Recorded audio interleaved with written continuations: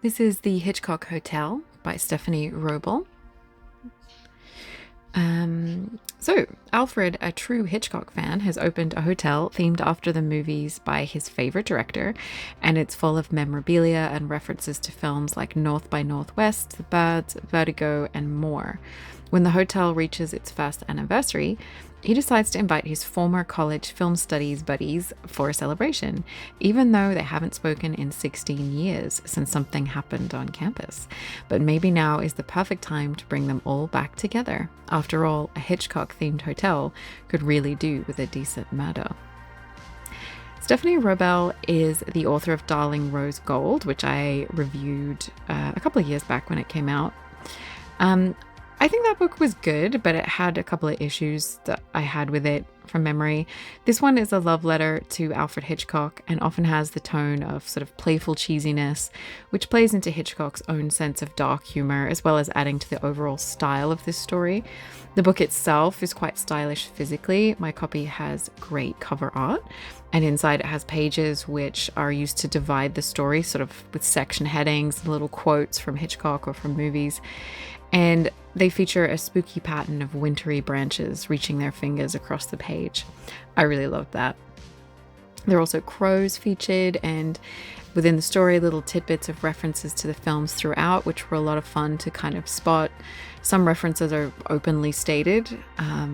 Others are sort of there for you to find. Like, for example, a character called Danny who references Mrs. Danvers from the movie Rebecca. So it's kind of, there's stuff there that's obvious, and then there's a little bit of if you know, you know.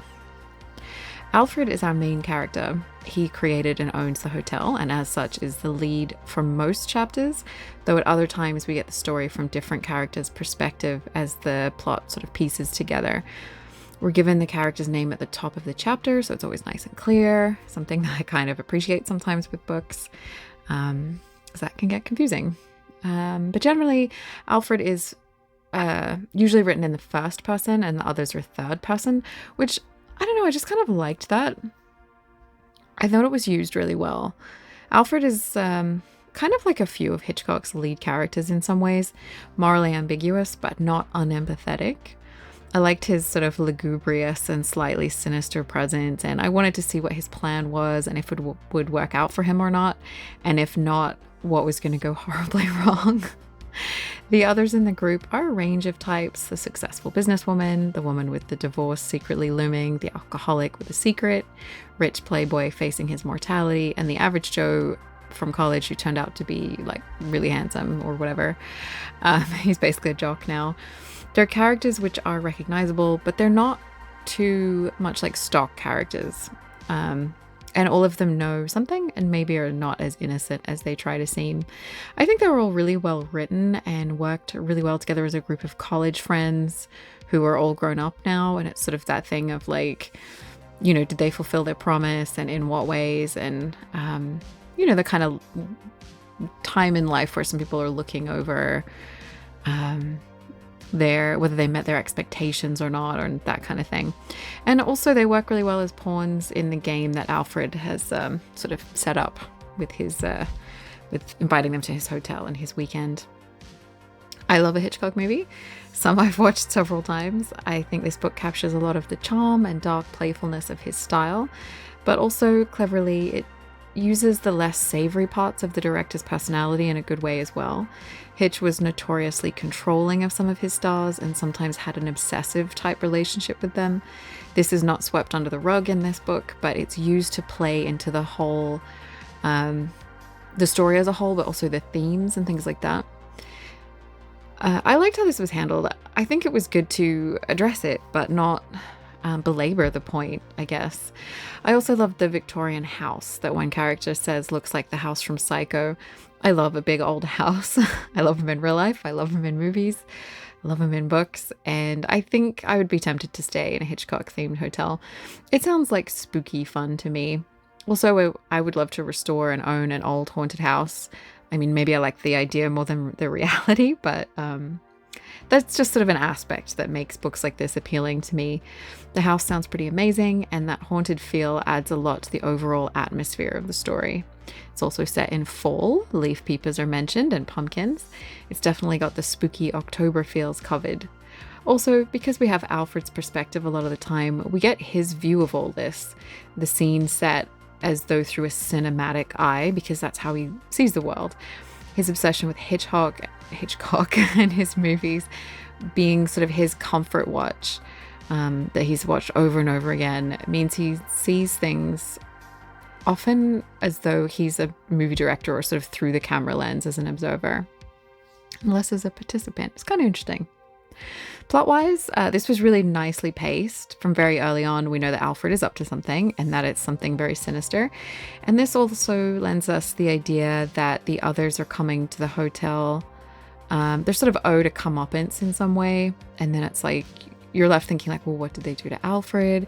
What happened that he's never let go of? And then, you know, do they deserve revenge or not? And I like that. Since we know this early on, we also know that things might not go according to plan for Alfred, because that's kind of your setup, right? So, I don't know, I just thought that was put together really well and is reminiscent of a Hitchcock film in and of itself. From that opening, we get plot developments flowing along nicely, with little bits of the past revealed to us as we go, which, it just sort of allows us to see behind the facade of each character in a nicely structured way. And I also liked how they all related to each other, their different individual bonds, the group bonding. It's really good fun. It's like a puzzle and it makes for a page-turning read. I was really enjoying finding out where it was all going and who knew what and what was going to happen to who and all that kind of stuff. The book takes in themes of haunted houses, voyeurism and loneliness, the isolation of those who watch from the outside, which feels very Hitchcock to me, the idea that you can be alone in a room full of people. It also explores the people we are in college and who and what we become later in life. It has a bit of a kooky, fun, creepy, darkly comic style, but it also has a lot of tension and genuine drama, fraught friendships, that kind of thing. And it doesn't give away anything too soon, but doesn't keep you guessing too long, which I think there's a bit of an art to that. So, I think that's kind of important. So, of course, if you're a Hitchcock fan, you might be the obvious reader for this kind of book, but it's with its sprinkling of sort of falling leaves and cold air and pumpkins, it makes for great spooky season reading for anyone. So this one comes recommended for me. I think it's a really nicely done thriller, and it's not too over the top and it's not too scary. If you're somebody that sort of doesn't want anything too kind of gory and brutal, it's not really doing that. So thank you to Simon & Schuster Canada for the ARC of this one to review and share with you guys. And happy reading. You can check out some of my other videos. I also have another channel and socials, so you can find links below if you want more of that. And if you want to hang out again, remember to like and subscribe. And you can always leave a comment, let me know what you thought, or let me know what else you might want to see. Thank you.